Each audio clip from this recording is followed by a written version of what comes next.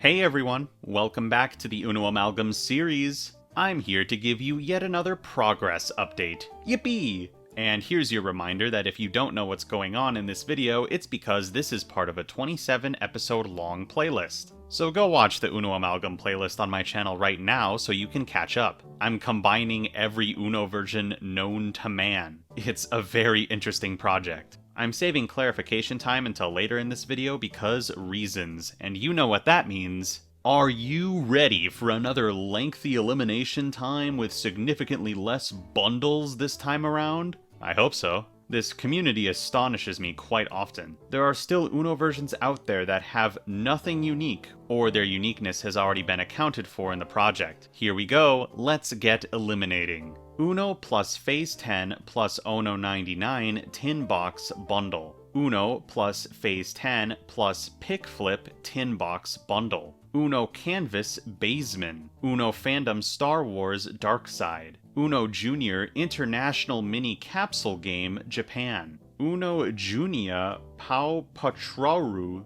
Zamubi Japan. Uno Junia Pau Patraru Zamaiti Mubi Japan. Uno Hanpane Japan. Uno Ana Tuyuki no Ju 2 Japan. Uno Junior Germany 2021. Uno Pocket My Site. Uno Pocket Ziu and Ziu. Uno Poly Pocket 4 Languages 2006. Uno Poly Pocket 5 Languages 2006. Uno Poly Pocket 2012. Uno Poly Pocket Portugal 2014. Uno Persil. King-sized Uno Poo.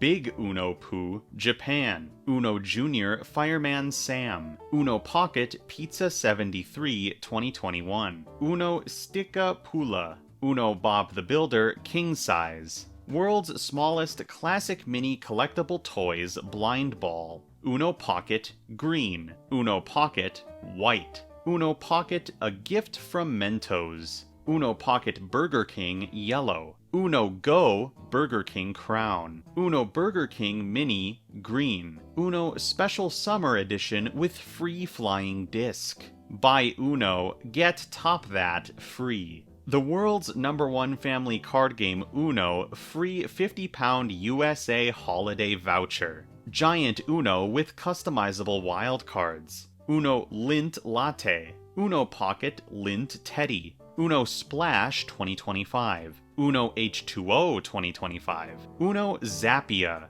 Grease. Mini Uno Stacko. Xbox Live 12-month Xbox Live Vision Gold Pack. Uno for All Sweepstakes. Uno $5 off Mattel card games coupon inside. Get wild for Uno, save $1 card game. Free with purchase of Skippo, Uno America's #1 family card game. My First Uno Thomas & Friends Thomas Case 2006. My First Uno Thomas & Friends King Size 2009. My First Uno Disney Winnie the Pooh Germany 2004. My First Uno Disney Winnie the Pooh 2012. Uno Keb House. Dos Pocket Haisetase. Uno Global Contest winning rule inside 5 languages. Uno Pocket Grill Court Palil. Uno All Wild KFC France. Uno Plentitude. Uno Pocket Nade. Uno SpongeBob plus Magic 8-Ball Bundle. Uno KFC Icon Series 1970s. Uno Wendy's Kids Meal. Uno Mini Sparks. Mattel Je Vous Aime France. Dos 2nd Edition KFC. Uno KFC 2025. Uno Challenge Adults Only Germany. Uno Defis 18+, France. Uno Facebook. Uno Mini Cadbury Dairy Milk. Uno New York Yankees 2008 Sample Pack. Uno $2 off other Uno games coupon inside. Uno $5. Uno Mattel 80th Anniversary Ruby Red. The original Uno win a $1,000 Mattel shopping spree instantly. Uno Roboto My Uno promotion. Uno Party 2025. Uno Dora the Explorer 3-in-1 Play Pack. Uno America's Family Card Game Sensation. Uno #1 in Family Fun. Uno Power. Uno Totem Power, Uno Junior Gabby's Dollhouse, and Uno plus Scrabble Dash 2-in-1 Latin America. Whew, that's a lot of eliminations. It's so satisfying to lengthen any of the lists on the rules doc, and not having to worry about all of these in the project is also a nice feeling. Along with those, there is also one version which cannot be added due to its only mechanical difference being an unimplementable timer mechanic, similar to Uno Master, and that's Uno McDonald's 2007. Another L, but again, not a huge loss by any means.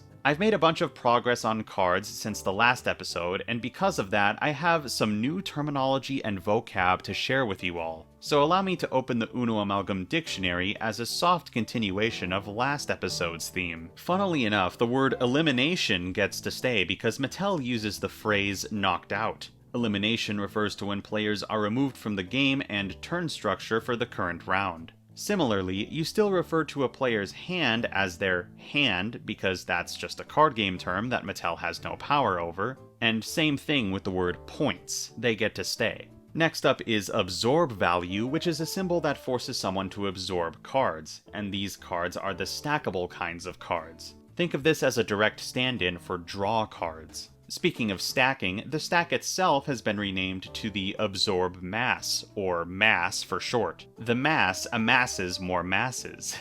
How about some quality of life words to help you refer to things that exist? Like the phrase inactive or active side of your card/hand. This phrase simply refers to the side of the card that you're currently able to use in relation to the Uno flip mechanics. We also have Custom Diamond Card, which is a direct stand-in for Customizable Wild Card. Makes sense. Next is the word action, which represents the one normal play you have on your turn. There's also Hazard Exclusive Experiment, which is a direct stand-in for Color Exclusive Symbol. And don't forget the word center, which is just shorthand for the phrase center of the play area. Or the phrase letter values, which represents the face cards present in the game. Would you like some specific names for specific special cards and symbols? You're in luck. There's Ink Blot, which is a direct stand-in for the Add a Rule modifier from Uno House Rules. This one got the classic symbol treatment, so it's directly related to its artwork as well. Next is the Scrambler, which is the new name for the Power Life Movement player number card.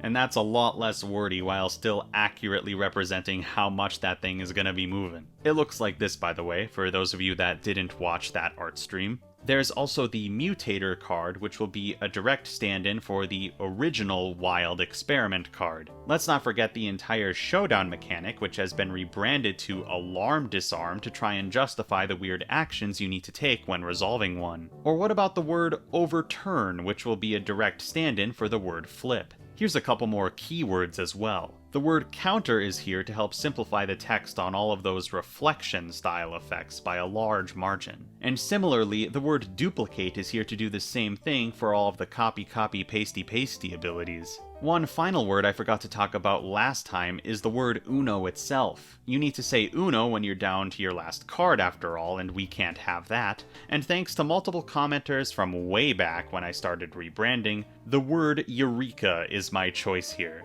It's just such a fun stand-in word. I see no alternative at this point. Moving on, some of you were very observant in the last video and noticed that I eliminated Uno Flip Extreme, which is the regional variant of Uno Flip Attack, which I have still not added to the Amalgam. The reason it got eliminated is because I've been planning to add Uno Flip Attack to the Amalgam for quite some time, even though I'm well into phase 2 of the project. And yes, I'm adding it to the Amalgam right now. This is because Uno Flip Attack has a crucial element that I believe needs to be included in the base game. What could that element be, I hear some of you thinking? All of the cards present are mechanical repeats from other variants of Uno Attack and Uno Flip. There doesn't seem to be anything truly unique here. Direct your attention away from the cards and rotate your skulls to face the Uno Flip Attack machine itself. Unlike all previous variants of the attack machine, which were only capable of launching up to 10 cards at a time, to my knowledge,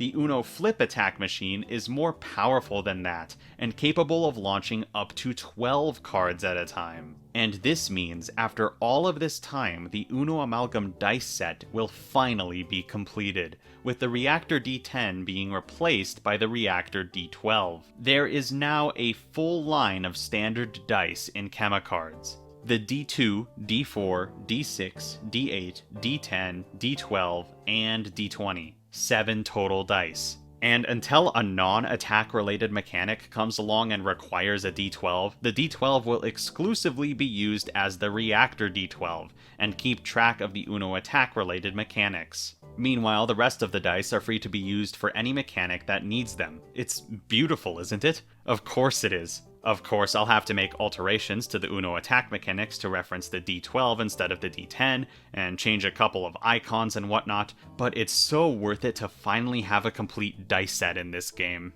Other than those little alterations I just mentioned, I have a wonderful announcement to make. Every single wildcard present in the main draw pile of Chemacards is complete. That's right, all 144 of them, front and back. This includes every wacky effect you've come to love from this series, including cards with transparent color symbols, the Gold Wilds, the Pride card, the Great Greater card, what a classic, and the not-so-great Greatless Greater card. But you love him anyway, don't you? There are legitimately hundreds more, with hundreds of unique effects and sprites, just as I promised. Not to mention references to your favorite media. I'll probably have to make a whole video on the references when this project is done. The next portion of the project I'll be working on is the rest of the cards in the main draw pile. I hope that they go a lot faster, despite there being a lot more of them. There's a lot more copy-pasting going on with the remaining cards in the main draw pile, considering many of the symbols present are modifiers which appear many times across many cards. And a good chunk of the cards will have no symbols at all, making them very easy to make when compared to, most of the wild cards. I kid you not, literally every single wild card has unique text formatting, and as I'm sure you've already noticed, some of those cards are pretty wordy. That'll be a lot less common with the rest of the main draw pile, so hopefully that number will continue to go up at an even quicker rate in the near future. Now let's do some clarifying in this episode's clarification time. So I thought this topic was essentially dead, but apparently there has been a resurgence of color requests, as in people are asking me to include more colors in Chemacards, which already has 10. 13 if you count the non-standard colors like transparent, gold, and rainbow. 14 if you count wild as a color. This probably has something to do with the success of the 32-color Uno video and the absurdity that unfolded there. And while it may have sprinkled some additional enjoyment into the Uno formula to include literally 32 colors in 32-color Uno, I think it fits best as a standalone gimmick, not as part of the absurd whole that is Chemacards. Don't get me wrong, if I were more of a perfectionist and I felt the need to include every color and shade of color present across all Uno versions in a similar way to how 32-color Uno includes colors, there would be far more than 32 colors at this point. There are certainly colors out there that, in your mind, may feel worthy of Chemacards, but unfortunately I just don't feel the same, for several reasons. Reason number 1, production cost. Every color added increases the price of the game by a large margin, and I don't like that. If a new color was added, it would have to be an expansion or something, because the base game is already too big in my opinion. Reason number 2, game balance. I think the game is in a good place right now with its amount of colors and various methods of discarding, where it actually could be considered vaguely balanced in the context of itself. Adding more colors could disturb this balance in a multitude of ways, and the more colors you add, the worse it could get.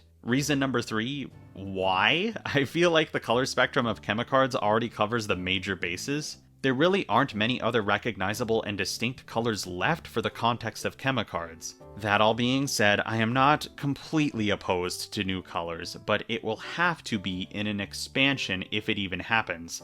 And seriously, there cannot be more than 4 colors added in the future, ever. Unless of course they only appear on 1 or 2 total cards like gold and rainbow do. So just to future-proof my intentions with colors, here are my totally legit and unwavering arbitrary criteria for adding a new color to Chemacards. Number 1, it needs to have a unique name. I don't want to hear anyone talking about light blue or faded pink or dark green or anything like that. If the color you're thinking of is just a color that's already in chemicards with an adjective in front of it, it is automatically not viable. Like, if you're going to suggest dark blue, at least call it navy, you know what I mean? Number 2, it must be distinct enough from the colors around it to have its own identity. This one is pretty subjective, I know, but it's the reason why colors like pink and brown and gray work well in the context of chemicards, even though technically brown is just a really dark orange, and gray is just a dark white or a light black,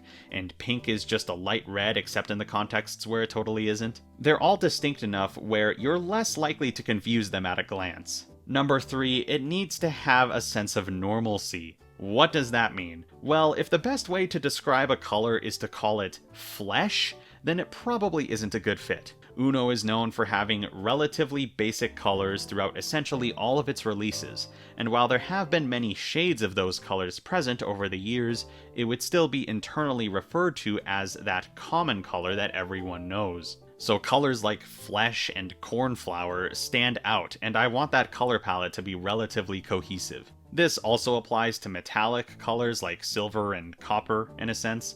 Again, they could show up as special single cards or something like that, but as a standard color, they just don't fit in. With that criteria in mind, what colors are we even left with? Not much, right? As of writing this, the only 2 colors I would even consider adding in the future are indigo and the much desired cyan. And of course, as I've been over in this series already, without the context of the full game and the cards within it, those 2 colors could both be confused for blue. But hey, that's future me's problem to deal with once the base game is finished. If you can think of any other colors that would fit this whack criteria, tell me in the comments and I'll fester on it. Moving on, let's talk about the font of chemicards. The font I am using is called Broken Bits, and it's a font I created from scratch back when I made the pretty prototype of my other game, Massachards. No, you can't have it. I'm the only one with access to it. My artistic intent while creating the font was something along the lines of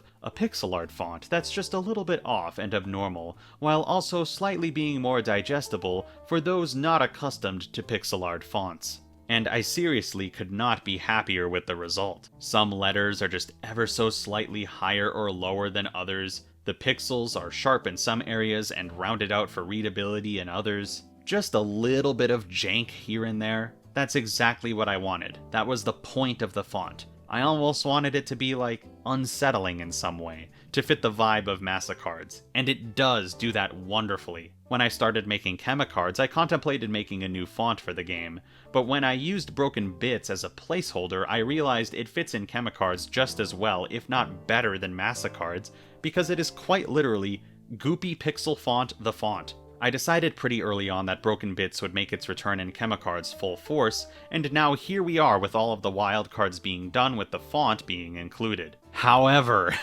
some people don't like the font. I've seen it get called ugly baselessly dozens of times. And like, okay, opinions are opinions and you're allowed to have them, but why go out of your way to just call something ugly? And clearly the intent of the font, which I thought was relatively obvious, just completely goes over people's heads sometimes if that's all they have to say about it. Like, nothing is allowed to have its own style or unique traits and must magically conform to whatever it is that person has in their head or something. I don't know. And you know what? Whatever. Not even a big deal. But when people say they prefer to not see mixels at all while referring to the font, I don't think they fully comprehend what they're saying or what they're asking for in this context. For those of you out of the pixel art loop, using mixels is when you have different pixel art canvases, or sprites, with different pixel sizes, layered over each other to form the complete piece. As an example, Scott Cawthon used it all the time in the early FNAF series to great effect. And I don't think it's something that should be instantly ridiculed, because at the end of the day, it is an art technique, and just because all the little squares don't line up perfectly in a grid doesn't mean the final product is bad or ugly, especially when it's an intentional choice. Anyway, some people say my font is using mixels, and they don't like that, but that's literally not what's happening here. The actual pixel art being done for these cards is this, a sprite. This is pixel art. What's being layered on top of it here is not another sprite with different pixel sizes, it's a font. An essentially infinitely high-resolution font at that. It would be the same if any other font was used in its place. But because the font resembles pixels, people are super quick to call out mixels and deem the entirety of the card art unprofessional and ugly. And like, come on guys, really? If anything is being deemed unprofessional here, it's calling something ugly. Even then though, these aren't mixels, because the font is not another sprite. Well, but technically... No. No, but technically. At the very least, these are not mixels in the way they're most commonly depicted. The intention is not to blend multiple pixel sizes together, it's to add words to a card that needs to be read. Some of those people would reason their claims by saying they would prefer to see a pixel-perfect font being used on the cards and having everything aligned all nice that way. And like, do you seriously not comprehend how much work that would be? With the amount of text present on these cards, if you wanted a font that was still readable while being so small while also using perfect pixels, the total pixel count of the card would have to increase dramatically, to the point where it might just look like a blurry photo and not a stylized piece of pixel art. And given that the size of the text varies so much in chemicards, there would have to be an entirely different pixel-perfect font for every different font size that needed to exist. And they would all have to be aligned differently to perfectly align with the arbitrary pixels and not in relation to their position on the card. Like, I get it, other pixel art games have pixel-perfect fonts that perfectly align and whatever, but they usually only have 1 to 3 font sizes in them. Meanwhile, I'd need to make at least 50 unique fonts and upscale every piece of art I've made up until this point, not to mention redo everything I've done in the last year and a half. So long story short, Broken Bits is here to stay and he is not ugly. Go take an Arts 101 class in college and learn about artistic intent if you disagree. Oh yeah, by the way, some symbols I've made have smaller or larger pixels than others to account for artistic details, so mixels are going to be part of the game no matter what happens with the font anyway, so all of this was pointless. Rant over. Hey, so I bet you've heard about the Uno Social Club, whatever it's called, and are wondering if it'll be viable for expansions or whatever in the future. I mean, it'll most likely get eliminated unless it's proven it's not just people playing regular Uno in a fancy room or whatever. It may not even be an official release, since it seems like it's mostly just an event, and Mattel has Uno-themed events all the time. So maybe it's not even worth talking about at all. I don't know. Clarification time over. Well, now that that tension is broken, I suppose it's time to end the video, huh? What's that? You want me to add more Uno versions to the Amalgam? You're riding the high of me adding Uno Flip Attack and want more? I guess I also miss the days where figuring out what versions to add next was the priority. I know I said you'd have to wait until the end of Phase 2, but I'm kind of impatient as well. However, there is no going back from this point, and I need to lay out yet another list of arbitrary rules on what will actually be getting added to chemicards now that we're deep into Phase 2. Okay? Okay. Generally speaking, if an Uno version can be easily implemented as an expansion, then I see no need to include it in the base game at this point. Additions in Phase 2 need to have something about them that essentially requires I include it in the base game in order to represent it right. So, number 1, if an Uno version only introduces 1 or more new wild cards, it is not viable as a Phase 2 addition. Wild cards are like the easiest thing to add to the game as an expansion. Number 2, same thing except for new numbers, new color exclusive symbols, new center of the table cards or side decks, game modes, and other concepts which can easily be copy and pasted onto new cards and the eventual online rulebook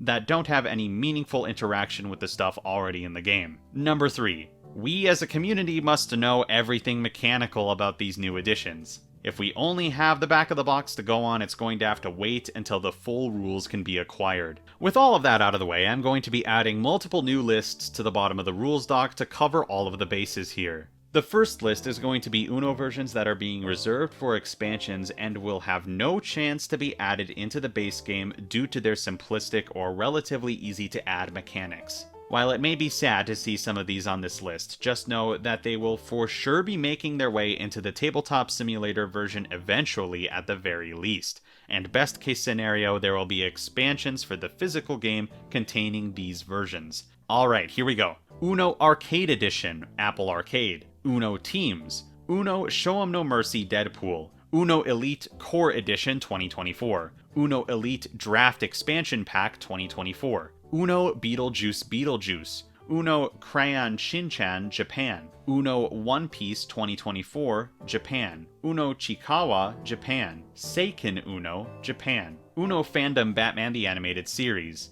Uno Fandom Batman Batmobiles and Gadgets. Uno Fandom Batman Classic TV Series. Uno Moana 2. Mini Uno Bullseye. Uno Add-on Packs Speed Pack. Uno Add-on Packs Swap Pack. Uno Add-on Packs Reverse Pack. Uno Add-on Packs Stack Pack. Uno Pixar 2025. Uno Barbie 2025. Uno Fandom She-Ra Princess of Power. Uno Fandom Monster High Fear Book. Uno The Quintessential Quintuplets Japan. Uno Expo 2025 Japan. Uno Blue Rock Japan. Uno Fandom Star Wars Troopers. Uno Fandom Star Wars Posters. Uno Fandom Star Wars Droids. Uno Demon Slayer Japan. Uno Superman 2025. Uno Simpsons 2009. Uno Card Premium Pack with a unique Uno card box. Uno Jurassic World Rebirth. Uno Chainsaw Man Rize Arc Japan.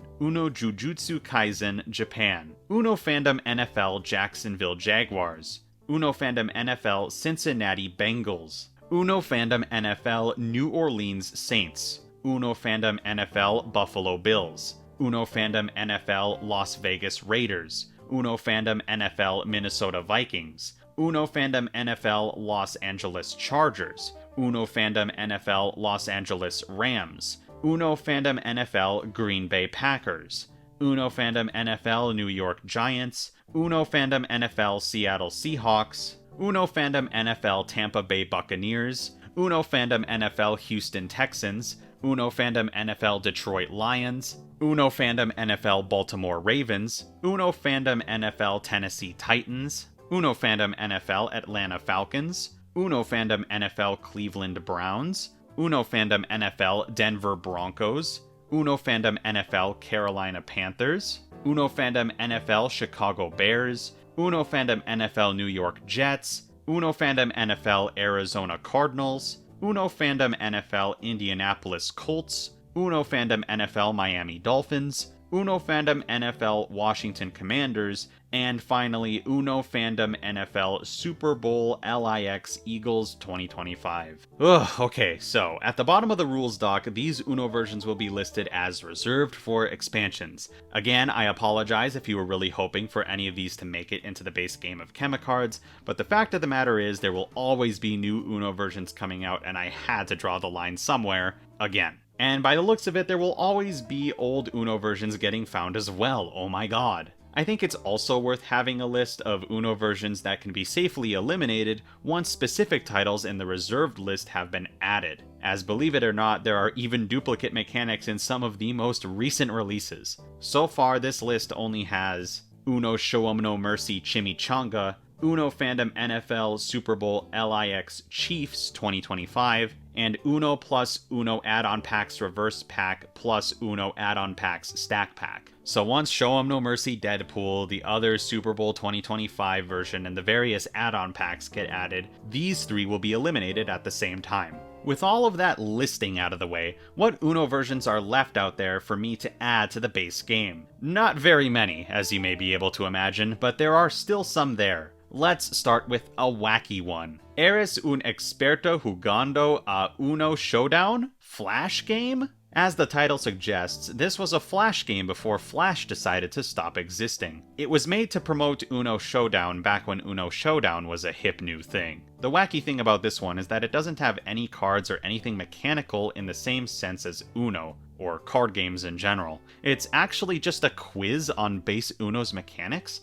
and the questions themselves don't even relate to Uno Showdown in any way. On top of that, the questions are unbelievably easy. Like, if you know how to play Uno, you'll know how to answer every question here. That all being said, how the heck is something like this supposed to be implemented into the Amalgam? Well, I'm actually going to take Wario's suggestion on this one and include a few insanely easy trivia questions relating to Chemicards in the Chemicards rulebook. This actually fits really well because I want to format the rulebook like a job manual, and having a page of the most brain-dead questions relating to basic gameplay would be really funny. This idea fits way better than trying to format a new wildcard around it, in my opinion, and overall it is a unique way to include a unique Uno thing without even adding any more cards to the game. This is also why I felt the need to include this version in the base game, because once the base game rulebook is manufactured, it ain't changing. And it's likely any expansions would have online rulebook expansions or additional smaller rulebooks. Next up, we have the Uno Show 'em No Mercy expansion pack. Yes, there is indeed an expansion exclusively for Uno Show 'em No Mercy, which itself is a spin-off of Uno. The only reason this one is getting added is because of this, the Tens Play Again modifier. Because this thing is a modifier and it's present on a number card that already exists in the base game, it makes sense to add it to the existing cards rather than adding another set of 10 number cards in the future. So here we are. Also, this modifier just allows you to take another turn. Very cool. It'll get placed on each of the 10 main colors once. Of course, I'm not just going to stop there. While the Tens Play Again was the reason for this inclusion, there are still plenty of fun mechanics and cards introduced with this edition, and I'll be adding those too. There's the Reverse Draw 8, which is pretty self-explanatory. Reverse, then the next player draws 8. Now onto the good stuff, because Mattel really cooked with these unique wild cards. The Wild Final Attack card is insane. When you play this card,